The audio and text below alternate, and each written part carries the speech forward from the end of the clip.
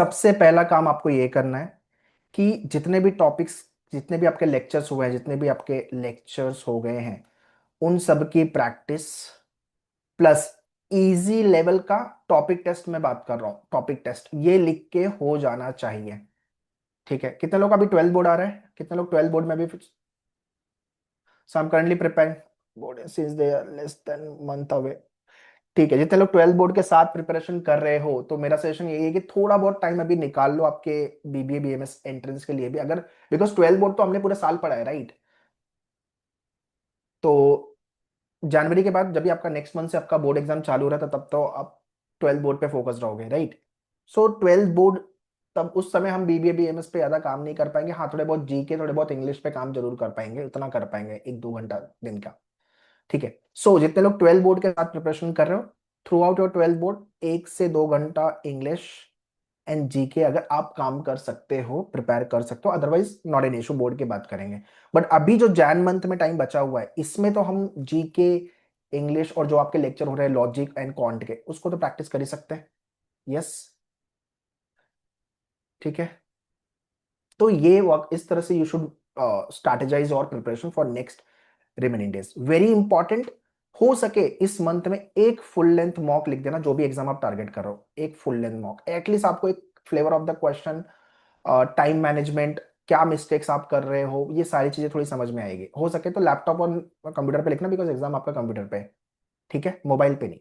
Okay, ये tentative timeline है सारे एग्जाम्स की। आईपी मैट इंदौर 4th को है, 6 को आपका आई थिंक क्राइस्ट है। एक बार ये डेट चेक कर लेना, डबल चेक कर लेना official website. IPMAT Indore Rohtak 10th of May को है। एनपैट मार्च से लेके मई, इनका 2 विंडो चलता है। सेट जनरल का डेट रजिस्ट्रेशन प्रोसेस भी चालू हो गया है, 2 एंड 10th ऑफ मई को एग्जाम है।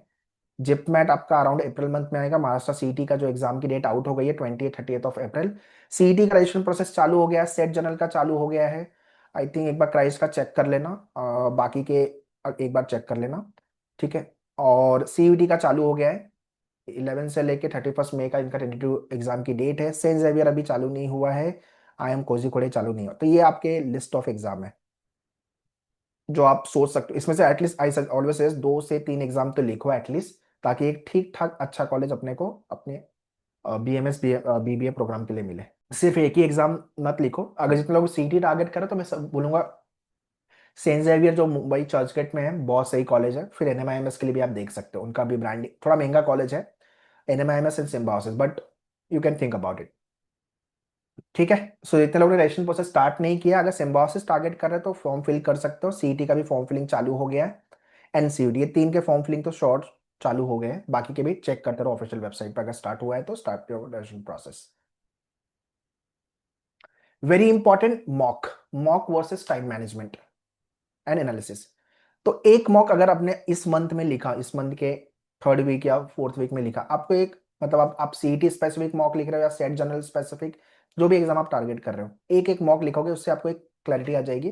बिकॉज हर एक एग्जाम के लिए आपके डैशबोर्ड पे मॉक टेस्ट दिया हुआ है, जो भी एग्जाम के लिए आप जा रहे हो। अगर आपने सिर्फ सीटी वाला कोर्स ज्वाइन किया है तो सीटी वाला मॉक होगा। ऑल बीबीबीएमएस एग्जाम होगा तो सारे एग्जाम के मॉक होंगे आपके डैशबोर्ड पे। ठीक है, सो जनवरी मंथ चल रहा है, हम अभी वीक 2 खत्म हो गया, अब हम वीक 3 वीक 4 बचा हुआ है जैन मंथ में। फिर पूरा फैब, मार्च और अप्रैल का टाइम। मेजर एग्जाम आपके जो होंगे वो अप्रैल में होंगे, कुछ एग्जाम मई तक जाएंगे। ठीक है, सो आप एवरी संडे अब आपका होना चाहिए कि मैं मेरे को फुल लेंथ मॉक लिखना है। Every Sunday should write full length mock test. ठीक है, ये एक मॉक एटलीस्ट आपका वीक में होना ही चाहिए। अगर आप 2-3 एग्जाम लिख रहे हो तो उस हिसाब से मॉक को स्ट्रेटेजाइज कर लो। बट वेरी इंपॉर्टेंट, इसके साथ साथ आपका टॉपिक टेस्ट तो खत्म होना ही चाहिए। आपके डैशबोर्ड पे इजी, मॉडरेट एंड डिफिकल्ट वाले टेस्ट दिया हुआ है। ये अगर आप IPMAT Indore Rohtak NPAT target करो तो ये डिफिकल्ट लेवल का भी मॉक लिखना पड़ेगा। अदरवाइज इजी एंड मॉडरेट, ये 2 मॉक तो लिखने ही लिखने आपके टॉपिक टेस्ट। अगर ये नहीं लिखा है आपने अभी तक तो लिखना चालू कर दो, बिकॉज टॉपिक टेस्ट में 5 क्वेश्चन 5 मिनट भागना है आपको, टाइम प्रेशर मिलेगा। ठीक है, सो प्रैक्टिस अगर आपकी हो गई है then start writing the topic test. हाँ, 5 क्वेश्चन में से अगर आपके 3 4 5 राइट हो रहे तो बढ़िया है। बट अगर लेस देन 3 हो रहा है, 2 1 राइट हो रहा है, तो फिर मॉक लिख के मतलब नहीं है, फिर आपको वापस प्रिपेयर करना, अदरवाइज मॉक खराब करोगे। ठीक है, right after every mock test do the detail analysis of your mock. जितने भी मॉक, जैसे मॉक फुल लेंथ हो गया तो, या टॉपिक टेस्ट भी हो गया, एक बार क्वेश्चन के एनालिसिस, क्वेश्चन इजी डिफिकल्ट था, क्यों नहीं कर पाया मैं, टाइम ज्यादा लग गया, टाइम कम लगा, या बराबर था, जितना मतलब जो टॉपिक मुझे अच्छे से आता है उसमें भी मेरा ज्यादा टाइम लग रहा है तो प्रॉब्लम है। एंड एक्यूरेसी, जितने क्वेश्चन मैंने अटेम्प्ट किए, मार्क किए, वो राइट हुए, रॉन्ग हुए। ओके, तो जितने भी क्वेश्चन आपके राइट हुए हैं एक बार उसके एनालिसिस, जितने भी गलत हुए हैं उसके एनालिसिस, बिकॉज यहाँ पे टाइम एंड मार्क्स दोनों का लॉस है।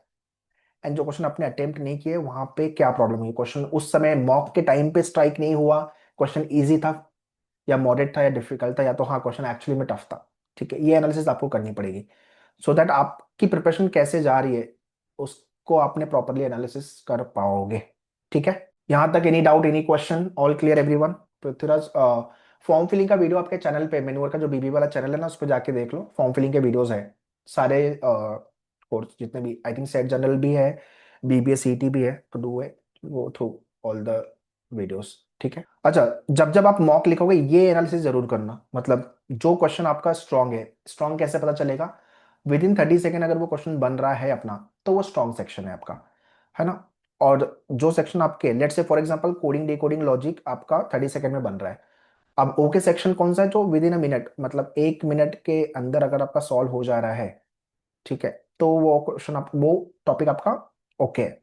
सो लेट से कि मैंने नंबर लेटर सीरीज कर दिया, लेटर सीरीज, वीक एरिया वो है जो 1 से 1.5 मिनट का टाइम ले रहा है आपका, बट सॉल्व हो रहा है, मतलब क्वेश्चन राइट हो रहे हैं। लेट से मैंने इसको बोल दिया सीटिंग अरेंजमेंट आपका हो गया, लीनियर सर्कुलर अरेंजमेंट।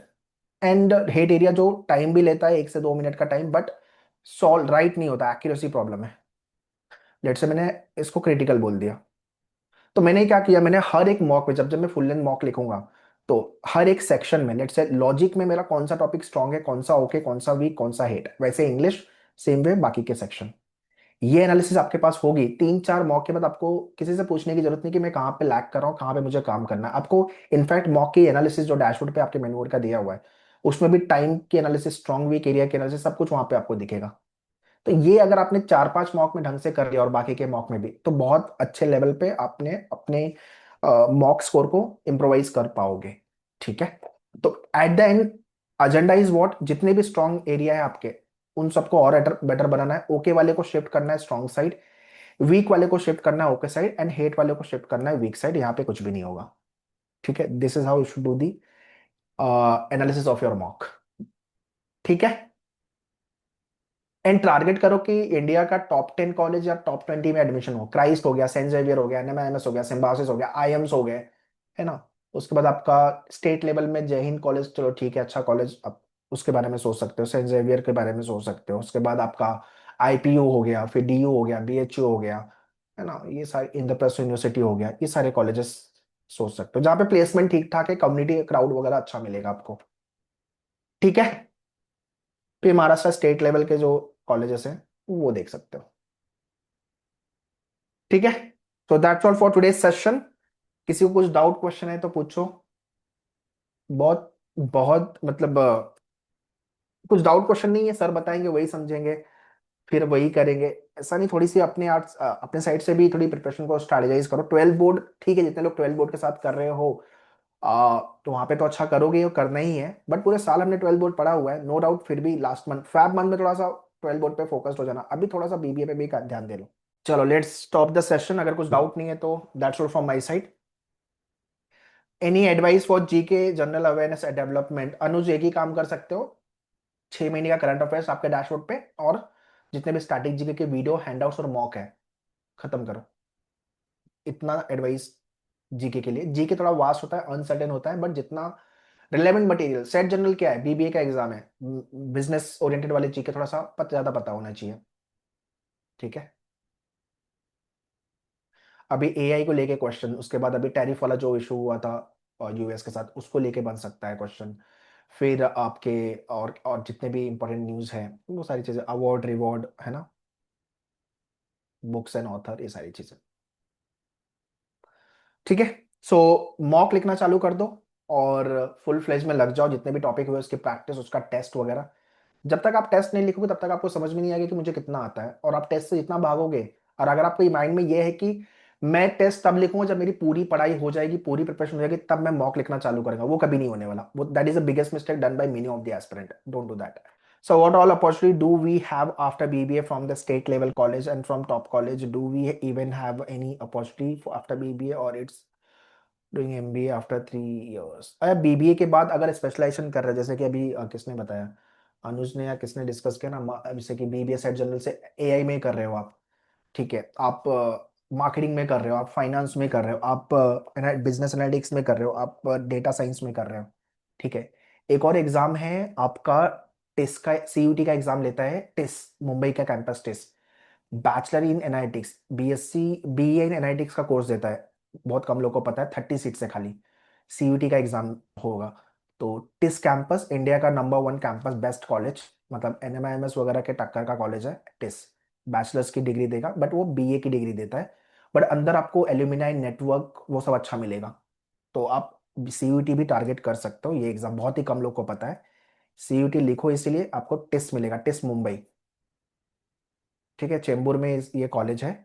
और ये इनके वेबसाइट पे जाओगे, बी एन एनालिटिक्स, अगर ये करना है तो ये भी कर सकते हो। तो placement wise if I talk about, देखो यार आज के टाइम पे डिग्री ठीक है, बट साथ में स्पेशलाइजेशन, अपने मार्केटिंग जिसमें भी जा रहे हो आप, आपके वोकल कम्युनिकेशन से लेके एआई के टूल्स से लेकर के आपके, उसके साथ साथ आपके पर्सोना सर्टिफिकेशन वाले कोर्सेज। मैंने Udemy and Coursera 2 website recommend की थी, यहाँ पे 400-500 के आपके शॉर्ट टर्म कोर्सेज होते हैं जहाँ पे आपको सर्टिफिकेशन मिलता है, टेक इट। एंड इंटर्नशिप वगैरह फ्री पेड जो मिलती है वो भी करो। आपको आपका रेज्यूमे अच्छा करना पड़ेगा, सिर्फ आपको सोच रहे मेरे को डिग्री मिल जाएगी फिर मेरे को आगे जॉब मिलेगी, नहीं। आप कॉलेज में जाओगे, बहुत सारी एक्टिविटी वो भी करवाएंगे आपको, बहुत सारे असाइनमेंट देंगे, प्रोजेक्ट देंगे, वो भी करवाने वाले हैं आपके। बट अच्छे इसलिए अच्छे कॉलेज में लोग जाते हैं ना कि ये सब चीजें एक्टिविटी होती है, अच्छा क्राउड कम्युनिटी मिलता है। That is way people think about okay going for the best college, तो वो करना पड़ेगा, उसके लिए आपको एग्जाम फोड़ना पड़ेगा। चलो फुल फ्लेज में लग जाओ, प्रिपेयर करो एंड क्रैक करते हैं exam with good score, good percentile, ठीक है। चलो या ऑल द बेस्ट, या बाय बाय।